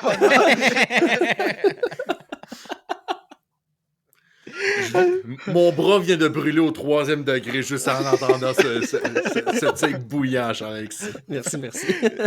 J'essaye de me surpasser. Allez, boys. On est rendu à ce dernier segment de l'émission, donc Perron d'église. On vous invite, comme à chaque semaine, à interagir avec nous sur les médias sociaux. Puis Pop, où est-ce que le monde ils peuvent nous rejoindre sur les médias sociaux? Vous pouvez nous rejoindre sur TikTok, sur Instagram et aussi, on a notre page Facebook et notre groupe de communauté si vous voulez faire des memes, si vous voulez rire un peu, faire n'importe quoi. Les super fans des Tigers de Guangdong, vous pouvez nous suivre. Voilà. Puis aussi des mimes qui sont à l'endroit de Rudy Gobert. Félix, je te regarde, mais c'est cette semaine, Dans un épisode de baseball, t'as réussi à plugger Rudy Gobert. C'est une obsession, Mio. C'est une obsession, même. Non. Ben, plugger dans le sens que j'ai pas plugué. Je vais pas te mentir. Il a name drop. Il y a rien de négatif. Mais il y a name drop Rudy Gobert. J'allais juste name drop, mais je vais pas te mentir. Je vais faire une confession, là. J'y ai pensé aujourd'hui. Je me suis dit, de quelle manière est-ce que je peux glisser le nom de Rudy Gobert puis juste salir son nom? Mais j'ai rien pogné aujourd'hui. Mais ce qu'on a eu par contre, c'est une question de Vincent Turcotte qui nous demande: que pensez-vous de l'option d'aller chercher Trevor Bauer pour aider les Jays cette saison? Trevor Bauer, tu sais, Trevor Bauer, la dernière fois qu'on l'a vu lancer dans le baseball majeur, il a gagné le Cy Young sur une base régulière. Oui, après, il a commencé la saison avec les Dodgers. Il a été très bon d'ailleurs. Il a été coupé pour toutes les allégations qu'on connaît. Il est allé s'exiler au Japon. Il est encore un très bon lanceur sur le monticule. Le problème n'est pas là.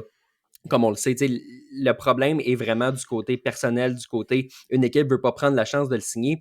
S'il est encore aussi dominant qu'il est sur le monticule, parce que je suis persuadé qu'il n'est pas devenu vraiment nul du jour au lendemain, et s'il demande juste le salaire minimum et que personne ne l'a signé, je pense que c'est l'indice qu'on a besoin pour se dire « Hey, il n'y a vraiment pas un club qui va toucher à ce gars-là » parce qu'on ne veut pas, premièrement, qu'il amène une énergie négative dans le vestiaire parce que outre tout ce qui s'est passé avec les accusations puis la suspension, c'était pas le coéquipier ultime non plus. Là. C'était un gars qui était pas aimé dans un vestiaire. C'était un gars qui prenait beaucoup trop de place.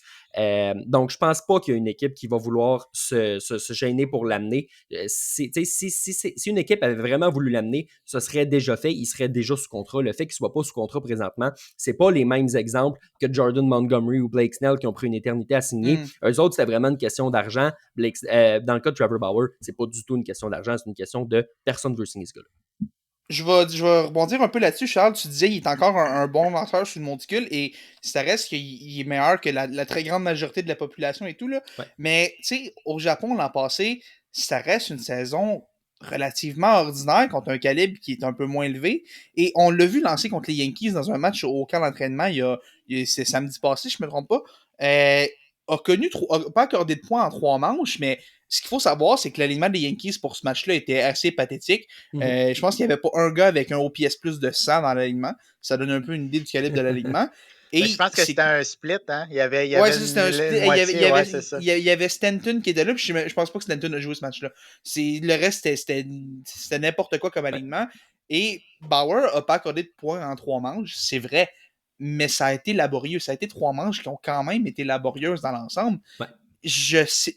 Peut-être qu'il peut aider, peut-être qu'une équipe pourrait prendre une chance strictement sur le plan baseball. Mais encore là, prendre une chance pour un gars avec le bagage avec lequel il vient, prendre une chance pour un gars qui, dans l'ensemble, a connu une dernière année relativement ordinaire, est-ce que ça vaut la peine de prendre un pari? Tu sais, si ça avait été Garrett Cole l'équivalent de Garrett Cole sur le monticule, peut-être que c'est une autre histoire, mais là, prendre cette chance-là au niveau du vestiaire pour un gars qui a un rendement ordinaire depuis 1 an, j'ai de la misère à avoir une équipe, les Jays ou quiconque, j'ai de la misère à avoir une équipe prendre ce risque-là sur Trevor Bauer. Surtout pas les Jays, pour ma part. Là, on a déjà Alek Manoah à gérer. Là, on va pas ajouter un autre problème dans l'alignement. Puis on est dans une saison où est-ce que c'est vraiment important de gagner puis de pas avoir de distraction. Donc, je pense pas que c'est un Trevor Bauer qui va amener vraiment quelque chose de plus à cette rotation-là qui, si elle est en santé, est assez bonne pour faire un bon bout. Non, c'est ça. Puis tu sais, nonobstant Alek Manoah, est-ce que les lanceurs, c'est vraiment la grosse priorité que les Jays ont besoin d'ajouter? C'est leur plus grande force, les lanceurs. Ouais, ça, c'est un besoin. C'est vrai. S'il frappait de la gauche, ce serait quelque chose, là, mais... honnêtement, avec Jordan Romano et Eric Swanson qui sont blessés, pourraient quasiment être releveurs. C'est vrai. Rendu là de la relève, ils n'ont besoin. Là, C'est vrai. Mais non, Wes Parsons est là. Oh, je m'excuse. Pas de problème. Félix, Oui. t'avais une petite question pour nous autres, je pense. Écoute, les boys ne sont pas au courant. En fait, pour les auditeurs, les boys ne sont pas au courant de la question que je vais leur poser en ce moment. Je leur ai prévenu que j'avais comme une question spéciale et je vais me lancer en premier pour leur laisser le temps de penser un peu à leur réponse. Les boys, je veux savoir, selon vous, qui pourrait être le nom le plus surprenant qui pourrait être échangé d'ici la fin de la saison? Que ce soit un joueur de location, un joueur que pas vraiment personne ne s'attend à voir être échangé, parce qu'il y en a tout le temps une ou deux des transactions comme ça dans la MLB, des gars qu'on ne s'attend pas à voir bouger. Moi, tu vois, j'ai un nom qui me revient, puis j'ai pas de preuves tangibles comme quoi ça pourrait arriver et tout, mais il me semble que ce serait le genre des Rays de Tampa Bay d'échanger Randy Arozarena. Et écoute, ce gars-là est incroyable. J'adore Randy Arozarena. Et la seule chose, on connaît les habitudes de la maison à Tampa Bay. On sait que dépenser, c'est pas exactement la grande force du club. Randy Arozarena, qui est possiblement le meilleur joueur de toute cette organisation-là, mais repensez à l'échange de Tyler Glasnow, par exemple, ou de Chris Archer. Les Rays seront bons pour échanger leurs gros noms, surtout quand vient le temps de les payer.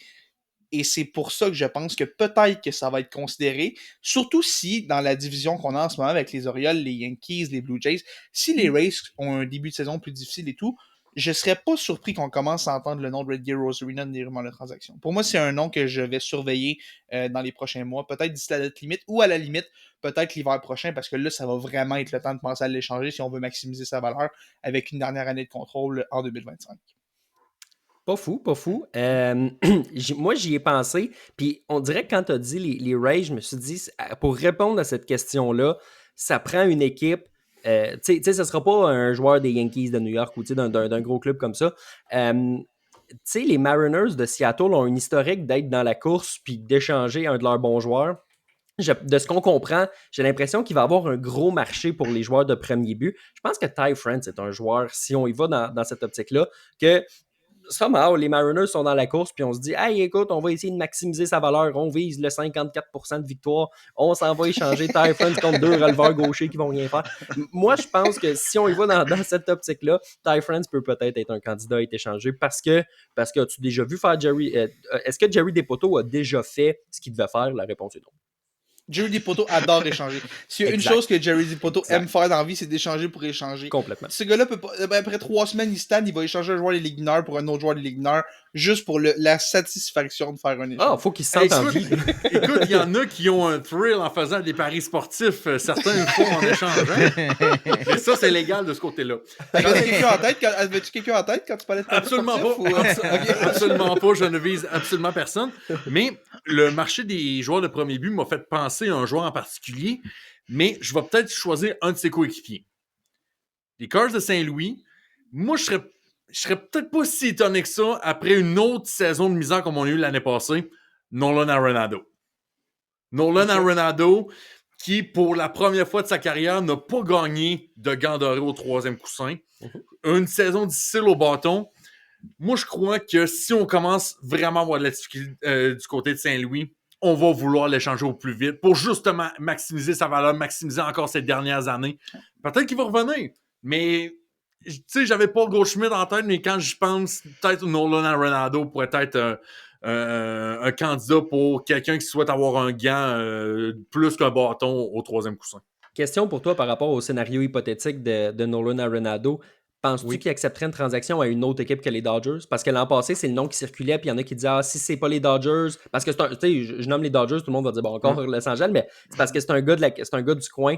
Est-ce que tu penses qu'il accepterait une transaction à une autre? Parce que c'est pas un joueur de location, il reste encore quelques années de contrat. Penses-tu qu'il accepterait d'aller ailleurs que de revenir à la maison? J'allais dire les Rockies du Colorado, mais je pense que mon argument ne tiendrait pas la route. Mais je regarde vite. Tu sais, on a signé Eugenio Suarez du côté des Diamondbacks de l'Arizona. Tu sais, moi, je pense que Nolan Arenado pourrait très bien se placer. Je pense que ça pourrait être quelque chose qui pourrait peut-être solidifier ce club-là. Tu sais, on reste quand même proche de la Californie. Tu sais, peut-être quelque chose de même. Tu sais, avoir Matt Chapman contre Nolan Arenado dans la même division, ça serait beau. Ça serait très beau visuellement à regarder comme baseball. Si Brian Hayes est disponible, on peut l'envoyer avec genre les Rockies. De toute façon, les Rockies s'en foutent tant qu'il y a du monde dans les estrades un petit peu. Là. Ça ferait quand même du maudit beau jeu au 3e but si on avait ces 3-là dans la même division. Mais si on poursuit avec les vétérans, là, on reste mettons, dans les surprises. Là. Mais si ça va pas bien à San Diego, on sait pas trop ce qui se passe présentement. On échange Juan Soto. On va chercher un lanceur. On ne sait pas trop vers quelle avenue on s'enligne. Est-ce qu'un Manny Machado pourrait être échangé? On dit souvent que peut-être que c'est gros, mais on dit souvent que c'est un peu peut-être un problème dans le vestiaire, que c'est pas nécessairement le leader qu'on a besoin. Est-ce qu'un club va être désespéré, va vouloir aller chercher un gros nom comme ça? Je ne sais pas, mais on parle de surprise. Je vais y aller comme ça. On pourrait être 0 en 4 puis je serais pas sûr. Non, c'est ça. Il va être super dans le jeu. Mais avec Manny Machado, faut peut-être mettre de l'eau dans son vin parce que oui, tu sais, ça a été un joueur assez un peu controversé puis que, tu sais, il y avait même les allégations de joueurs salauds un peu qui a fait des cheap shots dans sa vie. Mais depuis qu'il est arrivé à San Diego, tout de ce côté-là, puis en tant que coéquipier, je pense qu'il y a une fiche quand même relativement assez clean. Manny Machado, puis je sais pas pourquoi, mais c'est mon feeling personnel, mais moi, je pense qu'il est à San Diego pour y rester. Je pense que ça va être un Padres pour la vie, puis quand Cooperstown va arriver dans 10-15 ans environ, ça va être en tant que membre final des Padres de San Diego. Okay, moi, je pense qu'il est associé à ça pour la vie. Mettons, là, on parle des Padres. Est-ce qu'on peut peut-être étendre ça à Ha-Seong Kim? Ça se peut. S'il n'y a pas un début de saison, c'est possible parce qu'il va devenir agent libre à la fin de l'année. Moi, je pense que si on a 28 joueurs d'arrêt court. Ouais, non, c'est ça. Mais c'est ça. Si on a échangé du monde du côté des Padres, je pense qu'on va arriver à d'autres joueurs avant d'arriver à Manny Machado. Mon opinion personnelle. Mais moi, tu vois Fernando Tatis? Peut-être. J'allais dire peut-être Xander Bogaerts, mais on vient de signer pour non, Bogaerts t'auras rien pour, je pense, mais si Tatis est disponible, j'espère qu'il y a 29 directeurs généraux que le téléphone n'est pas loin.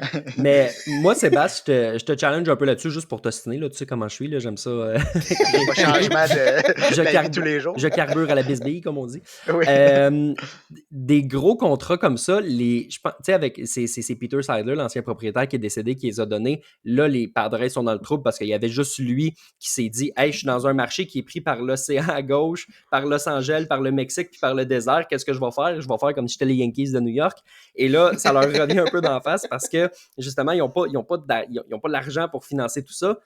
Moi, j'ai l'impression que ça fait une couple d'années que les Padres, ils sont dans les pattes de bien des propriétaires, puis je pense qu'il y a d'autres équipes qui vont se dire « Hey, tu sais quoi? On va les laisser se démerder avec leurs gros contrats. » Peut-être, mais un club qui a vraiment besoin, là, mettons, là, hypothétiquement, les Phillies de Philadelphie qui peuvent dépenser avec un Dave Dombrowski qui, lui, en a rien à cirer d'économiser. Là. Puis mettons qu'on a une grosse blessure, qu'on sait qu'on a l'équipe pour gagner. C'est peut-être dans cette optique-là qu'un club pourrait aller le chercher, mais je suis quand même d'accord que ça se peut que la grande majorité des équipes les laissent un petit peu pourrir dans l'Ouest national. Si t'es Mark Shapiro à Toronto puis on te dit « Hey, Manny Machado, Fernando Tatis Jr. est disponible, ça te tente-tu? » Ben non, ils ont AKF, ils sont corrects. C'est vrai. Mais c'est dur à dire non tout de suite, par exemple. Au moins, tu y penses. Oui, c'est ça. Ça va dire non, merci. Ceci étant dit, imagine qu'ils vont chercher Machado. Là, qu'est-ce que les partisans vont dire? Hey, t'es même pas capable de payer Vladdy, t'es même pas capable de payer Bichette, puis tu vas chercher Machado. Des gros contrats, c'est dur à échanger. Moi, tu vois, tu parles d'équipe qui pourrait en avoir de besoin, équipe hypothétique, là. Il y a des attentes avec les Dodgers cette année, puis on l'a vu, Max Muncy n'est pas exactement un grand joueur de troisième but. Si Charles, tu parlais comme quoi Ronaldo voulait aller avec les Dodgers. Je sais pas, peut-être qu'à un moment donné, les Dodgers sont peut-être pas aussi bien qu'on pense. Puis là, on est vraiment tanné de Muncy qui est rendu à 15-20 erreurs défensives au mois de juin. Puis on veut trouver des solutions parce qu'on peut pas se permettre d'être mauvais cette année avec les Dodgers. C'est peut-être dans un monde comme ça qu'un échange pour Arenado ou Machado, un autre gars dans ce genre-là, pourrait se manifester. Ce qui est le fun, c'est que Machado à Los Angeles, ça s'est déjà bien passé. Oui. Juste le temps qu'il soit à Los Angeles, il a mis la fin, il a fini la carrière de Dustin Pedroia, puis il s'est fait striker pour le dernier Ouais. Dernier out en 2018 de la Série mondiale. Puis Notamment. les chevilles de Jesus Aguilar sont encore... on les cherche encore depuis ce temps-là. Seigneur. Pour ce qui est de mon joueur, c'est fou. Je pense que Charles-Alexis il a fait de la bonne job aujourd'hui. Il m'a vendu sur l'idée de Mike Trout. Je sais pas pourquoi, je suis comme vendu. C'est comme tout est là. Une équipe complètement dysfonctionnelle. Puis au moins, ça va être fini. On aura fini là, de bitcher sur les Angels comme on l'a fait pendant comme nos 15 premiers épisodes. C'était les Angels. Mais les Angels, on va faire quelque chose. Une fois que Mike Trout va être parti, c'est fini. On n'aura plus à parler des Angels. Puis ça, c'est grâce à Charles-Alexis. Fait que là, on va voir à partir de demain matin. Non, Mio. T'imagines-tu le nombre d'épisodes qu'on va bitcher sur les Angels pour dire que vous aviez Mike Trout et Shohei Ohtani et que vous n'avez absolument rien fait? Après ça, on va les oublier. Ça ne finira pas comme ça, je te le confirme. Il y a toujours une raison. On va faire un épisode anthologique juste pour commémorer cette déception qu'ont été les Angels de Los Angeles. Mais bon, ça va être à voir qu'est-ce qu'il va donner cette saison. Pour ce qui est de notre cas, mesdames et messieurs à la maison, c'est ce qu'on avait pour vous. Cet épisode spécial de la Triple Menace en collaboration avec Passion MLB. Les boys, je l'ai dit quand même Passion MLB, mais pluguez vos affaires. Où est-ce qu'on peut vous retrouver? Vas-y, c'est Charles. Bon. Tu travailles d'équipe. Wow, c'est tellement beau voir les deux laisser la POC de même. Là. C'est parce que je ne sais pas c'est où. Fait que... tout d'abord sur notre site web, passionmlb.com. Oui. Donc, c'est la place principale. Mais notre podcast qu'on vient de débuter est un peu partout sur toutes les plateformes, que ce soit Facebook, Twitter, X, YouTube, sur Apple Podcasts, Spotify. Donc, si vous nous cherchez, vous allez nous trouver dans tous les sens du terme. Puis je dis ça de même, Sébastien, est-ce que ça se pourrait qu'il y ait un épisode demain du podcast par hasard? Ben là, je suis en train d'y penser. S'il y a un moyen que Charles soit pas là, ça va avoir lieu. Sinon, c'est à revoir. Mais non, oui, on va se revoir demain. Comme à chaque semaine, les jeudis à 20h, on va être là. Et cette semaine, ça va être un épisode spécial avec vous trois. Wow. Wow. Hey, les boys, on a eu notre bonne édition. Ils nous révèlent demain. Je pense qu'on a fait un bon show. Les gars, ils veulent que je vienne parler de baseball avec eux. Wow. Pour ce qui est de nous autres, comme à chaque semaine, on se retrouve le lundi matin. Sinon, comme Pop l'a mentionné plus tôt dans l'émission, réseaux sociaux, TikTok, Instagram, Facebook et groupe Les Superfans des Tigers de Guangdong. Sinon, passez un excellent restant de la semaine et à lundi! Le podcast La Triple Menace. Disponible sur Spotify, YouTube, Google Podcast et Apple Podcast.